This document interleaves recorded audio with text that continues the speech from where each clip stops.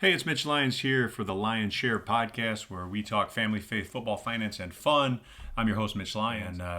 It's the week of the NFL Draft 2025 style, and man, does this bring back memories of 1993 when I was coming out of Michigan State University and really not knowing if I was going to get drafted or not. World kind of turned upside down, coming to an end as I knew it. I've always been kind of insulated in school, playing football, going to class.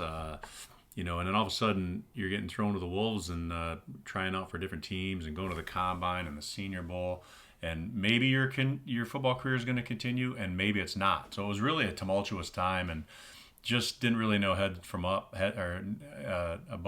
from downs, and just was all over the place. So as I entered the week of the draft, I really had no idea.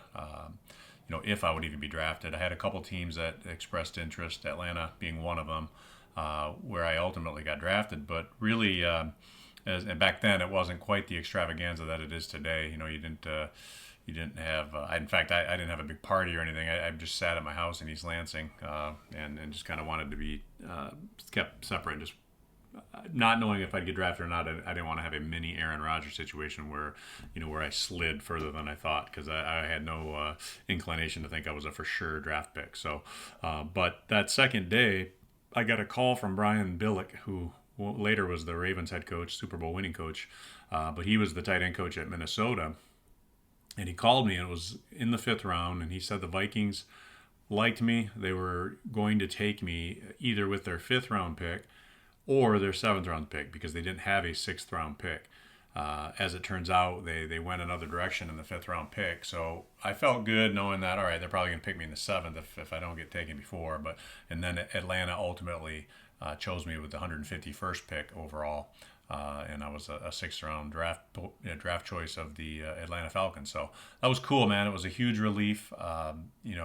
A childhood dream come true, if you will. Looking back on it, frankly, my better opportunity probably would have been in Minnesota. They used a couple tight ends quite a bit, and in fact, I think they did take a tight end in the seventh. I think it was Andrew Jordan, because they had a long time All-Pro tight end Steve Jordan, who was their starter, and then Andrew came in and played quite a bit his rookie year.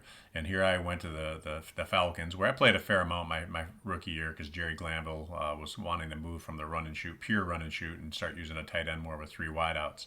But it went pretty well my rookie year. But then when Glanville got fired, June Jones took over full time. He was all about the run and shoot, so I didn't use the tight end as much. So for those next 3 years, I was not playing a ton. I was staying healthier, I guess, in the long run. But by the time he got fired after the 1996 season, I was kind of on the outside looking in, and unfortunately, got an opportunity to try out with the Steelers and earn my keep there for a few years. But there's nothing like that, just elation and relief of knowing you've been selected, that you finally have some certainty as to what's next in your life.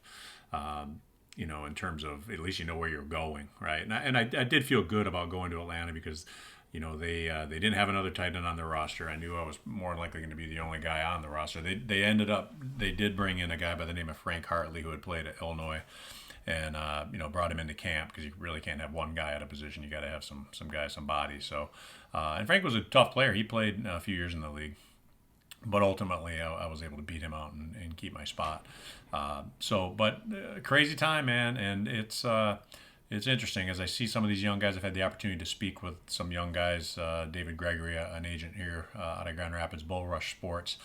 He had me on a Zoom earlier, or last week, I guess it was, talking to a few of his guys that are going down the same path I did, and I was just kind of giving them some insight, what to expect, kind of how to handle things, how to make that first impression, and stand out from the crowd with your effort and hustle, all those things that come from here and here, things you can control. You can't necessarily become a better athlete between now and your first mini camp, but you can ramp up the effort and the hustle and the leadership and the character. So.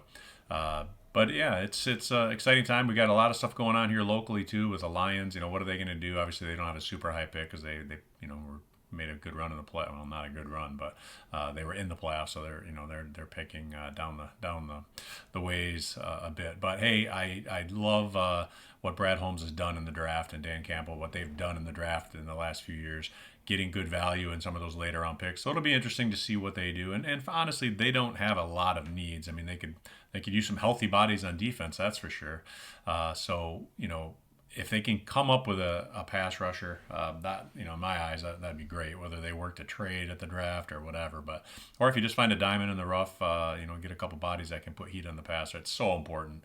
It makes your entire defense better. Makes your DBs better. If you can get to the quarterback a half second faster than you average, that makes the quarterback a lot less effective. It makes your cornerbacks not have to guard somebody for as long, obviously. So it really, really, and that's why they're so hard to come by. There's only so many Max Crosbys. There's only so many Aiden Hutchinsons or Myles Garrett. So it's just not easy to come up with those guys any easier than it is to come up with a Tom Brady or a Patrick Mahomes. So it's interesting, and it's not a science. You see it time and time again. People they'll reach in that first round and take a quarterback that maybe is not rated that high, but it's such an important position that sometimes they reach, and sometimes they win that bet. And but I think more often than not, you see teams get burned by it. I think there's a less than 50% success rate really on first round draft picks at the quarterback position if you look at it historically.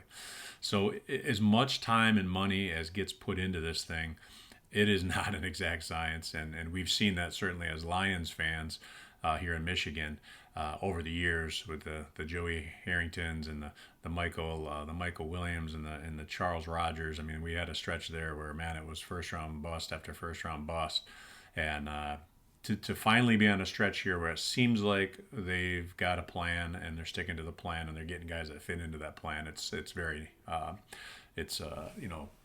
a change for us Lions fans. Let's say that.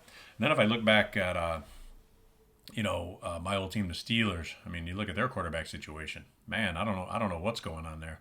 I know Steeler fans are probably a little frustrated right now, just with they had a two-headed monster, which was pretty scary, not in a good way last year with Russell Wilson, and he had a good stretch there for a minute, but didn't end well. And with Justin Fields, and now they have neither of them. They both moved down to New York, the Giants and Jets respectively, and they signed back Mason Rudolph. So this seems like, man, what are they doing? And it's just kind of a retread situation. There's been talk about them trying to get Aaron Rodgers and whatnot, but if you don't have a quarterback, if you have two quarterbacks, you get no quarterbacks. But if you don't have a solid quarterback, you're going to really struggle in this league. So it'll be interesting to see what happens. It's always fun to watch. It's 3 days of high octane, high energy, second guessing, playing Monday morning quarterback on every pick in every draft and every round. So it's interesting, but we'll see. So keep your fingers crossed for Lions fans. Hopefully we get a couple guys that can really step in like they have the last few years and be a difference maker. Immediately, but if not immediately, add depth to pretty good offense and defense that they have already. So again, the defense just has got to get healthy, and we'll see who's still upright by the end of the season. My goal this whole year is, man, just get to the playoffs in one piece, playing your best ball. Try to get there across the finish line without all the injuries they endured last year. And I mean, it's hard to imagine they would go through 2 years in a row like that. So, but we'll see. It's never a guarantee. And the NFL is, there's 32 teams all bucking for the same thing, and nobody thinks they're going to be a bad team next year. Everybody thinks there's hope. They're a couple players away from a couple injuries away from being in the hunt, and that's the way the NFL likes it. Parity keeps all the fan bases engaged. So I wish you well. If you enjoyed this episode, subscribe, share with your friends, and tune in. We've got some great stuff coming up, and we'll certainly do a little post-draft analysis as well once we see what went down this week and then the NFL draft. So again, wish you a great draft week, and make sure you check out the Lions Share, like, subscribe, and we'll talk to you later. See ya. Take care.